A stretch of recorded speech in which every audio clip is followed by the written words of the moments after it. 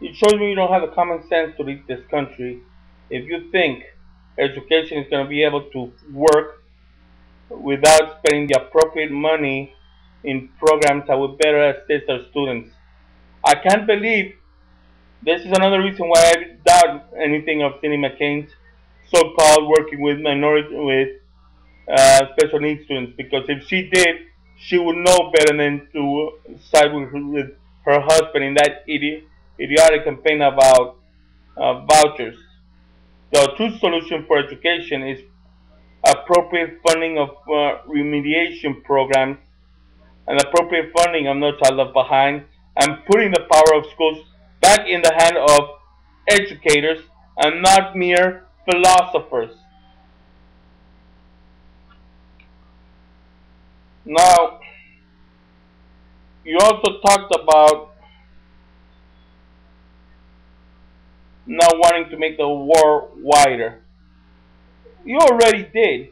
The moment we went into Iraq, we made the war wider because we were fighting against bin Laden, and then we went and picked a fight with somebody who has no association whatsoever with bin Laden. While bin Laden is still outside, our country decided to go on vacation, playing hand in hand with another terrorist nation in China instead of going all out trying to find bin Laden. And you call that military leadership? It's ridiculous.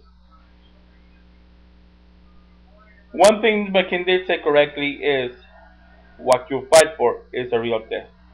That I do agree. And in so being, he has proven he has failed the test.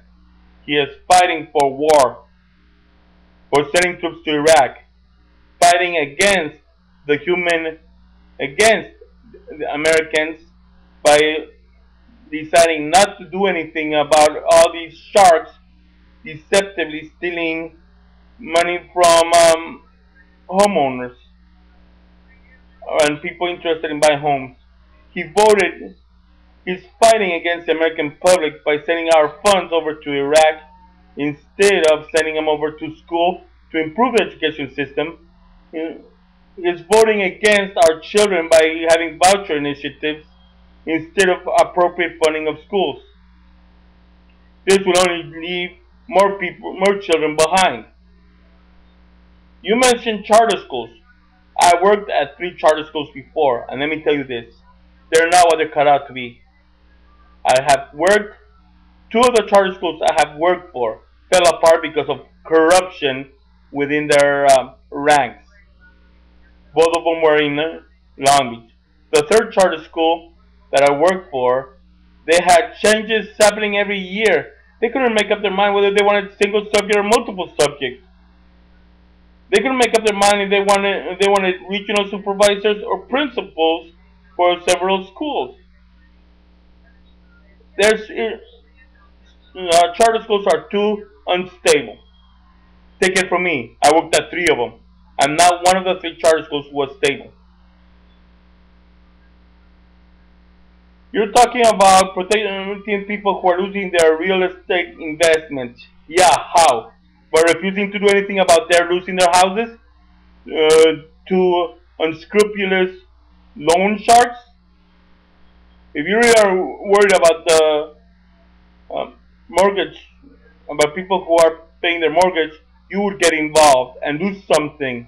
Especially if you brag about fighting corruption and brag about not being for special interests. This is especially true when you talked about a special teachers who had a child with special needs as her child and had to battle for making the mortgage payment, and yet you're going against her with your voucher initiative, and going against her supporting more oil drilling, which is only going to increase our dependence on oil. You're right when you said that we, the public, have lost our trust in republicanism. I'm one of those, and your campaigns are doing nothing to improve my trust in you. Nothing. You're only making me lose trust further. Now, You say you're doing things to free us from the dependence on oil. What's this about drill here, drill now?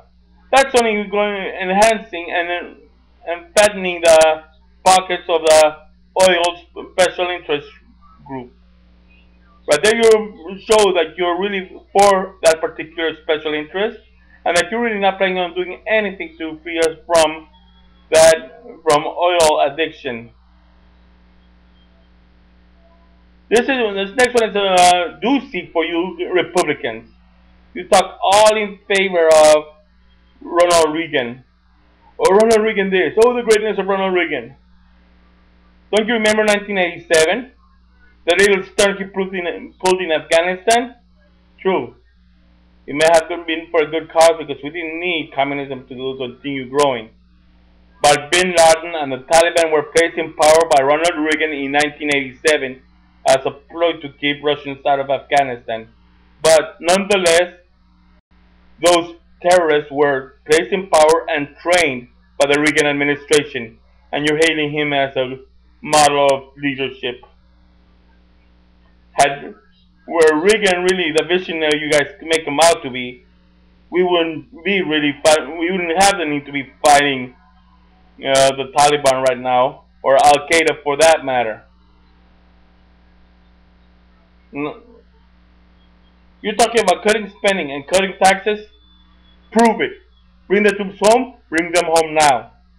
That's the only way I believe you are for cutting wasteful spending. Because for all I care, the million of dollars spent per bomb dropped in Iraq is wasteful spending. It's burning money. How many bombs get dropped over Baghdad or any city in Iraq daily?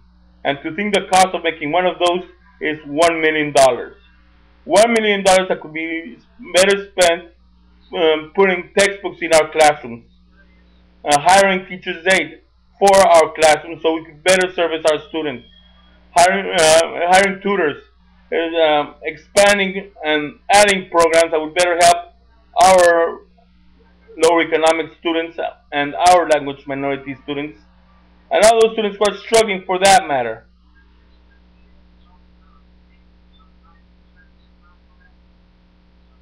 Now, you're saying that taxes are low helps keeps jobs existing. I've got news for you. I've known of many places where taxes are high and jobs are still not existent. What keeps jobs around is when we hold employers responsible. That's the only way we can really talk about human rights. You want to keep your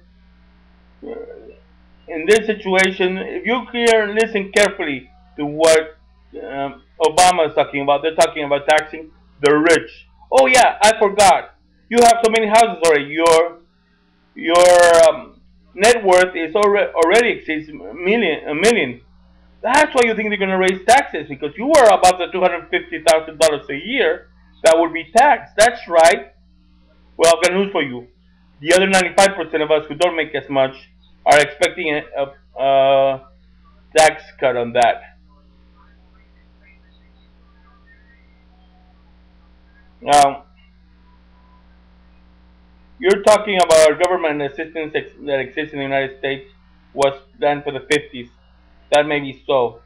But now, due to the corrupt practices of the Republican Party, that, those government assistance are needed now more than ever, especially government assistance to those people who are losing their houses because certain politicians like you refuse to do anything about those uh, corrupt lenders.